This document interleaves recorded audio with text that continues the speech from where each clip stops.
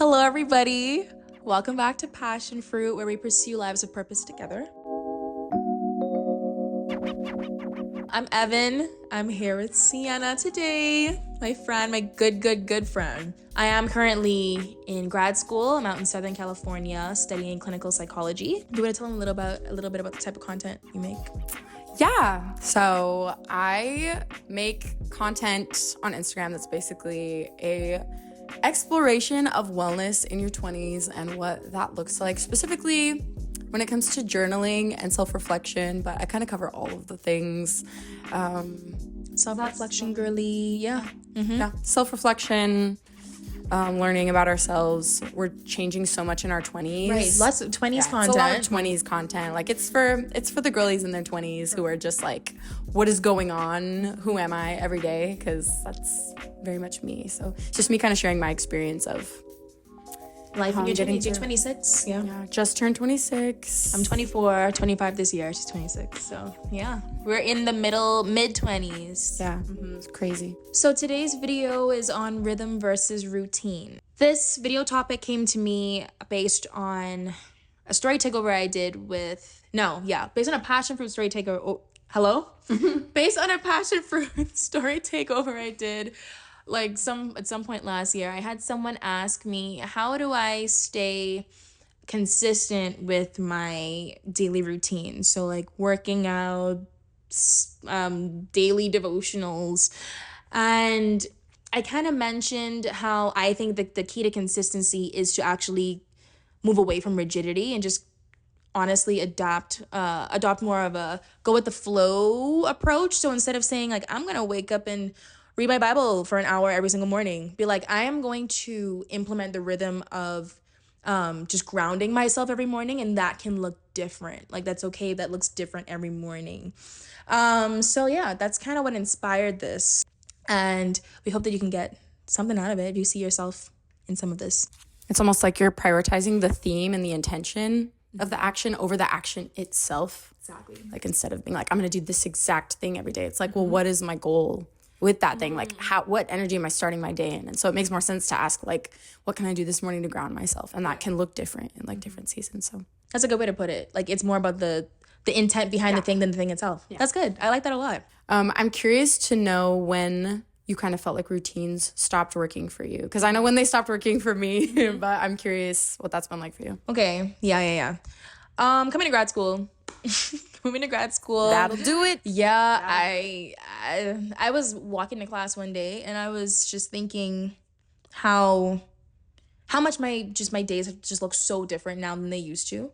There are some things that I do miss. Like, I do miss having some kind of structure for like grounding myself in the morning. I do. At this point now, it's kind of like I might ground myself in the morning or I might not. And I do feel that, unfortunately. But I was just walking to class one day and I was like, wow, grad school will really force you to be more flexible. Like, you have to develop that skill and you have to become okay with that. And that was like the pivotal point for me. How about you?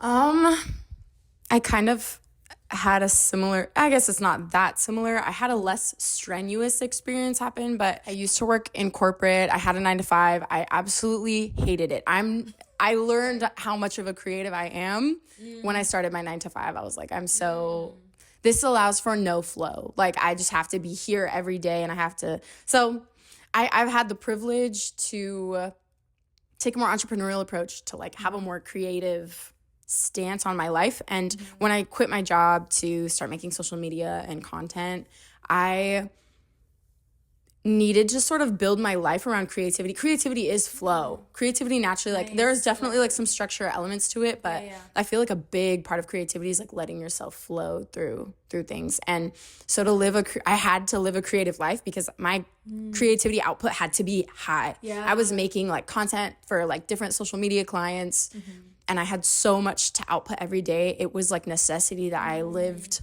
a more creative lifestyle, and a creative lifestyle usually has a lot of flow to it. So I want the energy in my day to reflect the work that I'm doing. I want my day to feel creative. So what does that look like, you know? That's okay. That is so relevant to like what passion fruit is all about. That's like a living as a creative. right. Yeah. I think when you create a rhythm over a routine, it's a little bit more based on your natural motivations. It is. No, it is. But you also have to know that you can't depend on that motivation, which is where it's a fine line. the balance gets really hard. So Dang. No, yeah, it is a fine line because there's a fine line between I'm not gonna force myself to do something that I know I don't have the energy for, or my body isn't ready to do, or my mind just isn't in that place, versus being like, okay, this is something that I want to honor this commitment to myself to do this thing, and kind of trust that sometimes the motivation follows once you start doing the thing.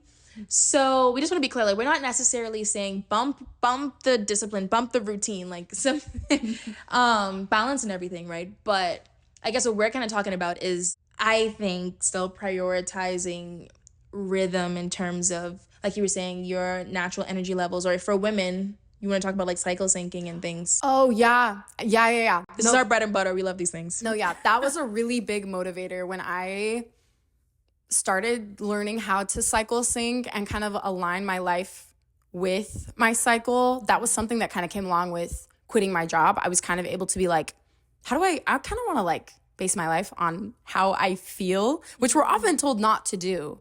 And there are some, like, again, it's a balance, but for women, I think we have such good intuition that oftentimes it's like we can be trusted to lean into that and show up. And especially when it comes to your cycle, like leaning into how you intuitively feel can just be such a superpower, because you've been doing this probably longer than I have. So you probably have more of a reason, or like better evidence to like talk about cycle syncing. But I just knew that if I was feeling terrible, like Some things it's not gonna get done. it's not gonna get done. It's not gonna get done. Also, I don't want to say that can be difficult to lean into sometimes. For instance, corporate or things like that doesn't, or even just being in academia, doesn't really account for, women's cycles. Or, it's just like, okay, no, you have this thing due that's coming up. It doesn't matter if it's dead in the center of your menstruation,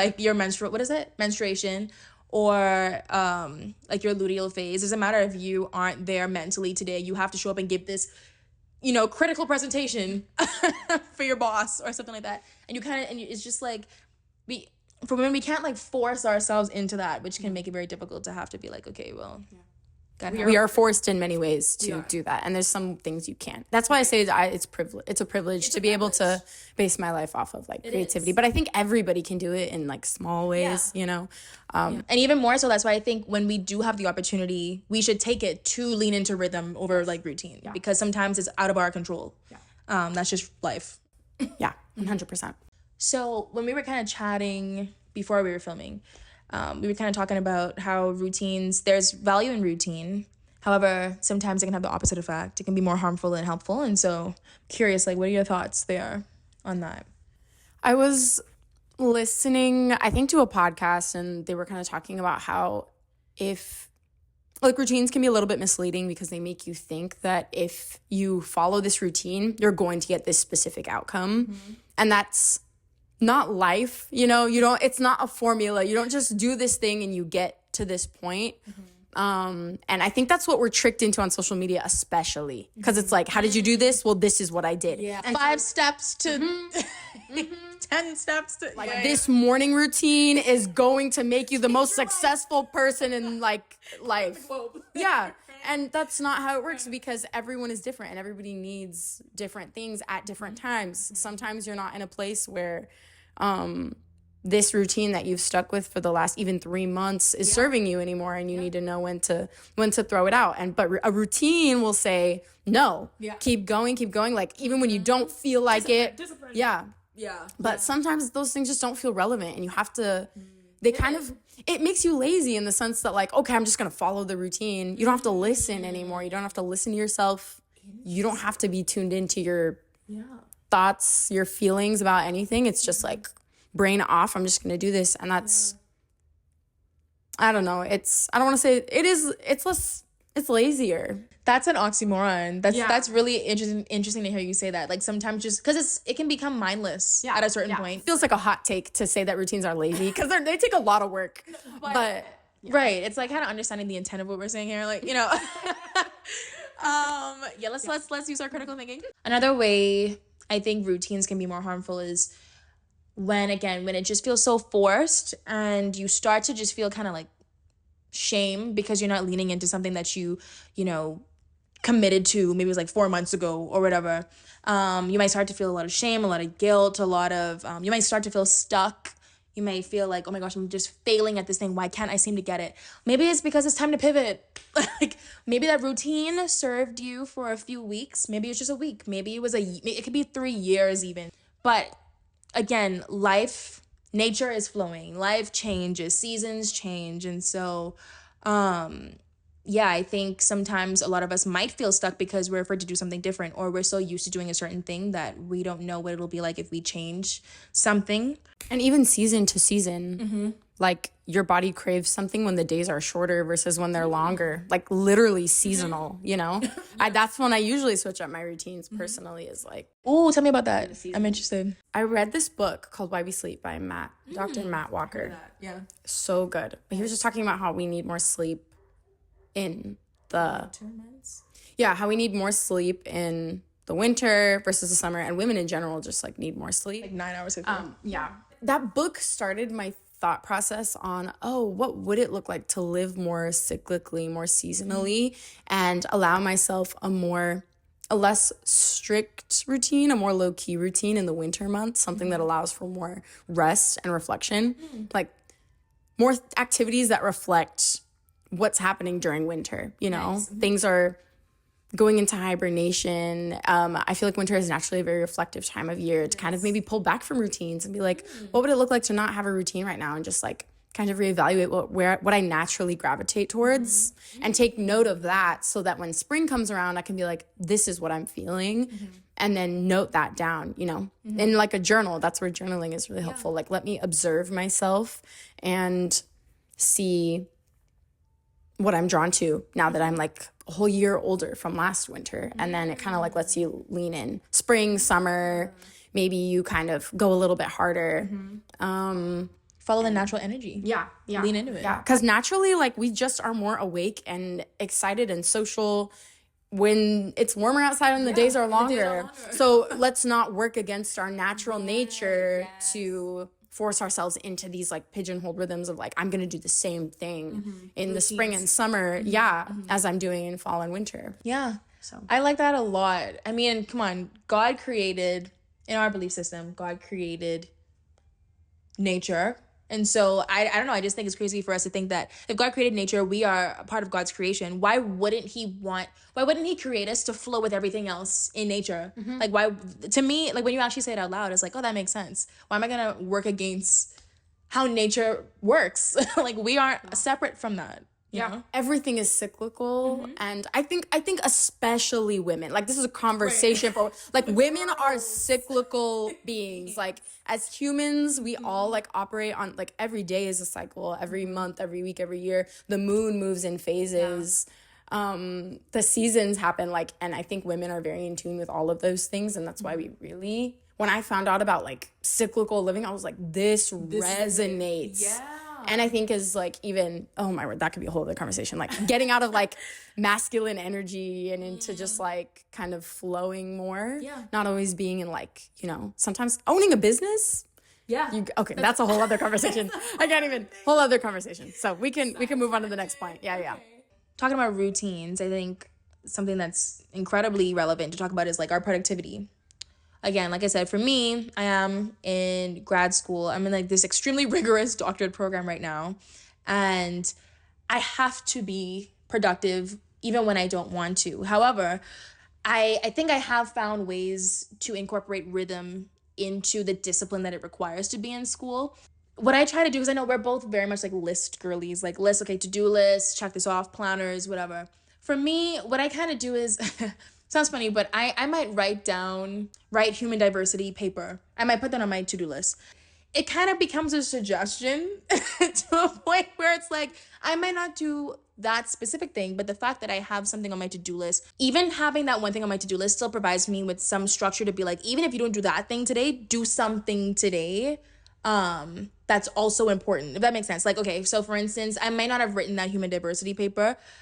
I may realize after class, I don't know if I have the energy to do that right now, but what I can do is work on this case formulation for a client in place of that that's also due this week. Does that make sense? Yeah, I like how you still have the follow through. It's not an excuse to not show up to the thing. You're still showing up, but it's having that discernment to say this, like, you have to be able to flow. You have to be able to prioritize. That's a skill. Yeah. And so you're having the discernment to say, I'm going to show up still. I'm still going to follow through on my word, but it's going to be in this way. Yeah.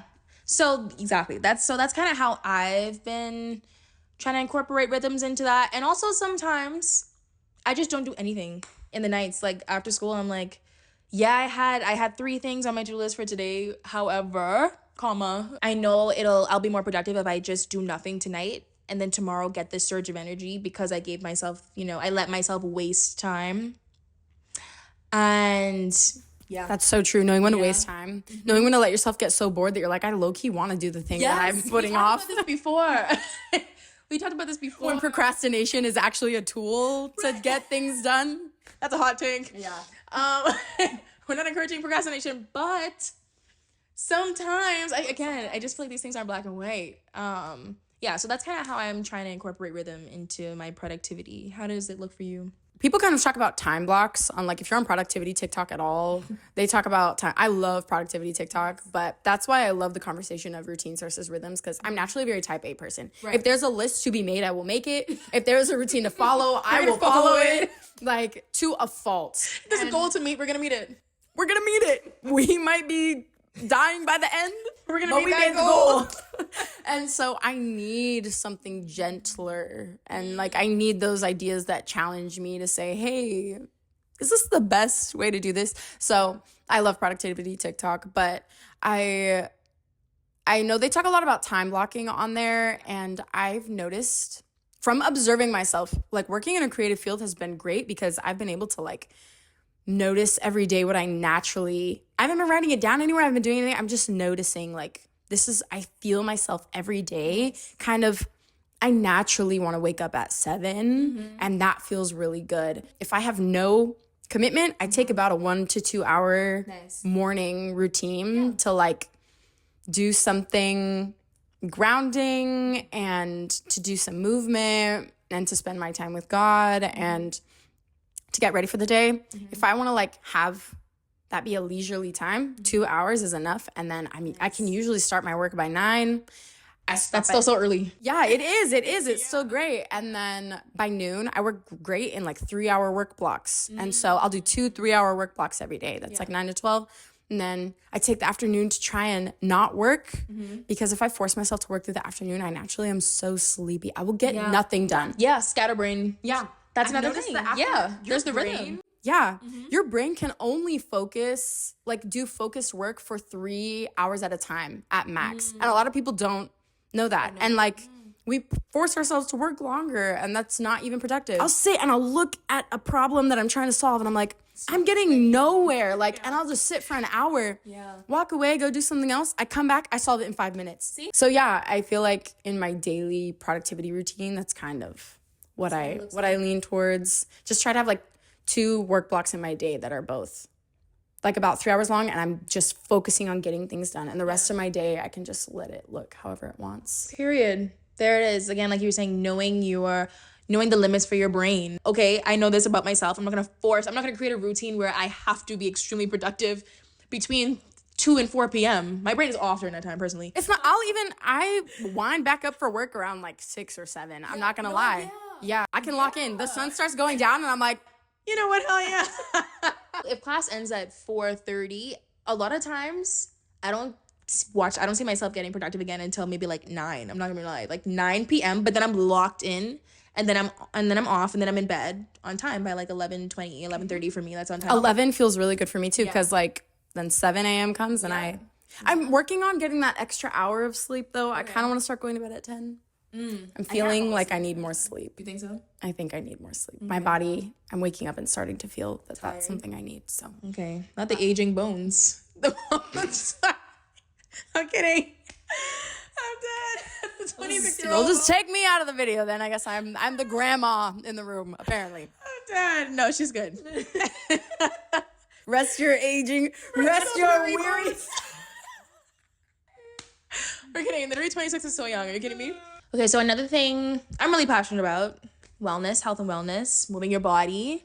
With my own clients in therapy, I like to frame it more as movement in general too, and not just like an exercise routine. When people think exercise, they think I gotta go for a run. I need to like go to the gym and lift weights. And I do encourage those things. And I think it's more helpful to create movement patterns throughout your week. So for me, I do have this general like rule of, I guess this is the routine, or the structure, if you will. I do at least some type of structured workout 3 days a week, and then in between there, just like walk a lot. Now, what I do for those structured workouts can change. So that's where the flexibility comes in. Now, that might look like full body Pilates with weights. That might look like Pilates without weights. That might look like lifting weights. And then, of course, cycle syncing is extremely relevant here, where I am not going to lift my heaviest weight in my luteal phase, which is the phase leading up to menstruation. I just don't have it in me. So I'm not going to force myself. See, I didn't know this when I was in college. In undergrad, I just had the same, I was like, lift weights at least 2 days a week, no matter what. 4 days a week, in fact, at that time. I was tired. I was so tired and anxious. Yeah, it's not good for your hormones. It's not good. Force is not good for your hormones. Right. So for that week, my structure is just like, okay, you can still move your body in a structured way, but let it just be yoga or Pilates. Don't even do the most here. So yeah, that's kind of what my rhythms look like. And I know you said that your body like craves different nutrients too during that. So even like with eating. Your eating looks different. Even with eating, going into our period, we tend to crave, you might notice yourself craving more carbs. I try to lean into more complex carbs. So sweet potato and rice, and I do make room for the junk. I do. I will eat some chips in there. I will, and our bodies naturally will crave chocolate for the magnesium and things. And so lean into that. I've been listening to my cravings a little too much and not like parenting myself well. Okay. You know, not being like, and I think that's the difference in knowing whether like you're leaning into, if you're just giving into what you want versus actually listening to what your body needs. Is sometimes you need to know when to parent yourself, you know, and be like, we might be craving this junk food, but... And what's the craving telling you, though? Sometimes cravings is like, when we have cravings, it's typically our body is telling us something that we're lacking. Like, we're lacking some type of nutrient, actually. Oh. Did you know sometimes when we are craving sugar, we're just dehydrated? Let me just... I try, when I see myself having, like, craving some sugary thing, which is usually afternoon time, I think, how much water have I had today? I drink water first. Like, I make sure I drink, like, a good chunk of my water bottle first. And then if I'm still craving it, I let myself have it. But sometimes I realize the craving goes away because I was just thirsty. Key theme is, like, listening. It's listening. And knowing how to interpret what it means. Yes. It takes a little bit of self-study. Yes. It's not just... That's a good way to put it. Yeah. Self-study. Something we talked about earlier in the video is having these grounding routines in the morning. Sienna mentioned it as she was talking too about her daily routines. I'm curious, what's your spiritual life, your spiritual routine things looking like? It looks different every day because I really don't want spending time with God to be a chore. I don't want it to feel like one, and I'm trying to move away from that because I very much grew up feeling like it was just something I had to do.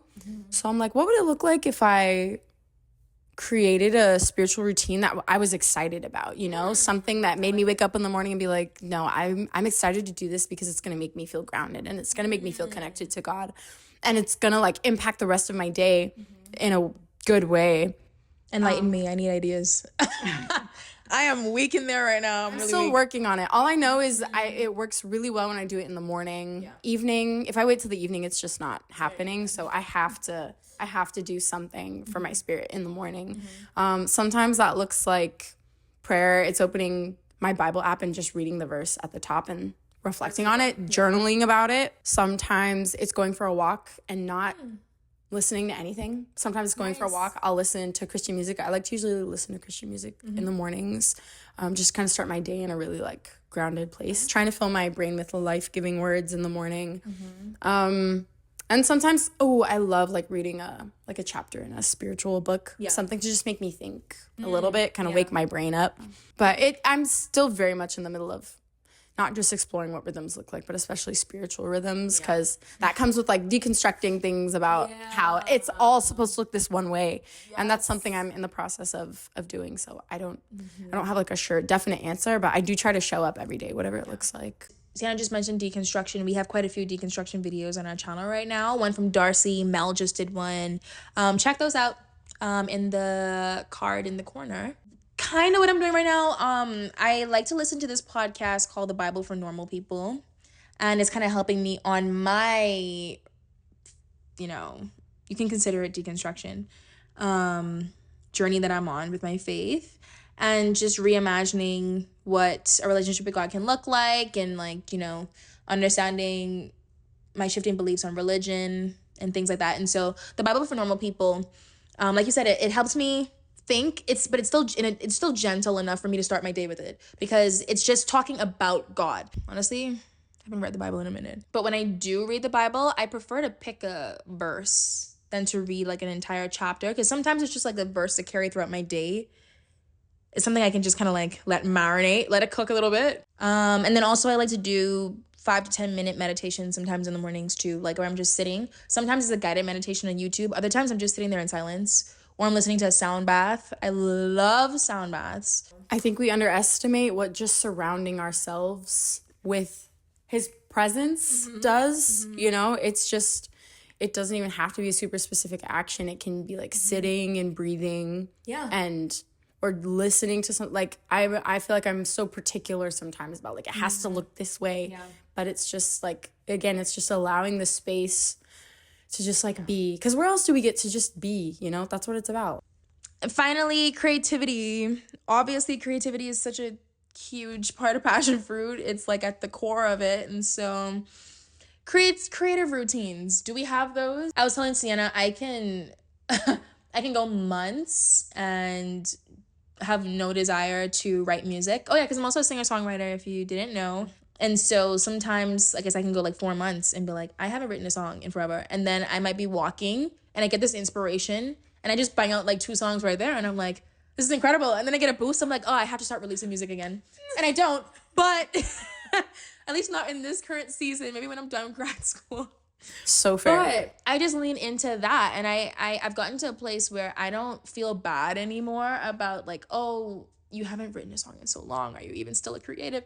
I'm like, girl, I got over that. I'm like, this is just life right now, and this isn't gonna last forever. That's just the season. That's like the rhythm of this season. And that's just it. And if you're interested in to hear more about seasons and flowing with different seasons in your life, you can check out this video that I did back in 2023 before I started grad school. And it's on that very thing, seasons of, honoring your seasons. But yeah, what about you? What's creativity like for you right now? I keep trying to hide this hand because one of my nails is I didn't even notice. missing. I kind of have to have a creative routine because I have to be creative on a whim. Like every day I have to create something to show up at my job in social media. So I have kind of, again, after a lot of self-observation and just making note of the way that different things make me feel, I have found what things make me feel creative. Nice. Getting up in the morning at 7 and doing a workout stimulates a lot of ideas. Like it gets me thinking, gets me excited. Curating my space to look nice helps me come up, and having lots of like blank space on the walls helps blank me space. Blank space in my day. That's, and also blank space on my walls. Nice. Like being in a blank room, they actually say that like scientifically that's helpful for coming up with ideas. Your brain like feels like it has more room to think. Nice. I didn't know. If I have a day where I'm like, I need to think differently today to come up with ideas I have not had before, I will go somewhere I've never been before. and my brain will automatically start thinking in a completely new way. I've had the best content I've created, the most viral content I've created was made in coffee shops that I'd never been to before. Changing your environment to change the juices. Yeah, just to stimulate different ways of thinking. Going to the beach, going to the water, I always think so clearly by the water. Whenever I'm in a plane, when I'm in an airplane, I have the best ideas of my life. I come up with all kinds of solutions to my problems. That's what creativity is. All of these things, I can't necessarily go to the beach every day or get on a plane every day, but it's knowing what kind of day I need it to be and being like, how creative of a day do I need this to be? If it's an admin day, if I need to be very logical, it doesn't matter so much. You will structure your day in a way that makes you feel more creative. Yes. That's so cool. Yes. Because I know the things that make me feel creative. I love that. I haven't heard someone say it in that way. Yeah. So I'm learning. That says a lot about making room for spontaneity. And that's why, again, even more so again, rhythm over routines, because routine allows for very little spontaneity. I think I said it before, I'm not a naturally spontaneous person at all. I tend to thrive on routine to a fault where I'm like, dang, I have done the same thing. Yeah. For a long time. And then you wonder why you're feeling kind of blah, you know? Yeah. And that's not good for creativity. You literally cannot feel that way for Maybe that's why I go 6 months without writing a song. So I'm like, bro, yeah. I can't say it enough. It comes so much back to knowing yourself. I'm a social person. I feel really creative after I have a really great social interaction, or honestly, any social interaction. I get to interact with someone else and I feel inspired. You know, people inspire me. So it's knowing what kinds of things spark inspiration, noticing what activities make you start to think. It's kind of taking your creativity in your own hands by being like, I'm not just gonna wait until I feel creative. I'm gonna create an environment to stimulate creativity. Yeah. And the artist's way we talk about that so much on this channel. Darcy and Mel had a book club thing on that book. Yeah, for this. Well, yeah, they talk about artist dates in that book, and it's very much like you need to be able to activate your creativity, especially if you are an artist. If you want to learn more about that book, like I said, Darcy and Mel did a whole book club on that thing. So that's all we have for the video today. This was so much fun to be able to sit down. Plus, Sienna is visiting right now. She moved from California. So sad. She's visiting, and this is the first moment we've had to kind of sit down and just talk like this. So this felt very organic. I literally just got here and just saw her, and then we're like, this is our catch up. Like, we're just seeing each other. In real time. And so this fed my soul. Yeah, this did. That's what we have for you. Lean into some rhythms. I'm curious to know how you may be doing this already in your life. Comment that down below. How can you implement rhythm this week? Okay. Since this whole video has been know yourself, observe your routine, observe what you feel like you naturally lean towards. If you erased your current routine and started fresh and just lived a day with no, like, I need to do this, and just feel what you naturally gravitate towards, take your journal and keep a log of what you naturally do throughout that day, how long you do it for, what you crave, and look back on that and then see how you can kind of build a routine off of that and stick with it for a season. A routine, but it's really a rhythm. You're building a routine, but it's a very rhythmic routine and something that feels natural to where you're at in your life right now. And that's probably what I would do to get started. That's something that's helped me. Rhythmic routine. That's a nice way to put that too. I don't have anything on the fly for me. That was solid. Okay. That's the challenge on behalf of Sienna and I. That's the challenge we have for you this week. But yeah, like I said, I'm still curious to know if there's something you're already doing that feels very much rhythmic rather than routine coded. Put that in the comments. One routine you're ditching? Yeah. What routine are you ditching? What's a routine that's not working anymore for you? What something that's just felt too rigid and you feel like you're not giving yourself the space to be spontaneous or grow? That's good. Put that in the comments. That's a good question. And maybe it's just kind of being fueled by shame. It's like I should be doing. Should. Abandon should. Let's throw it out. Anytime I hear my clients say should, I want to slap them on the wrist in session. I'm gonna vomit every time. Every time you say should, I'm gonna literally vomit into the trash can. So yeah, so that's what we have. That's our challenge to you today. Thank you so much for tuning back. And again, this has felt so good to be back on Passion Fruit. And thank you, Sienna, for coming in. Thanks for having me. So good. All right, you can check out your social. They can check out your socials. Oh, yeah. I'm Sienna Pierre on all platforms. So, yeah, come check me out. Let's be friends. Let's navigate this weird thing called our 20s together.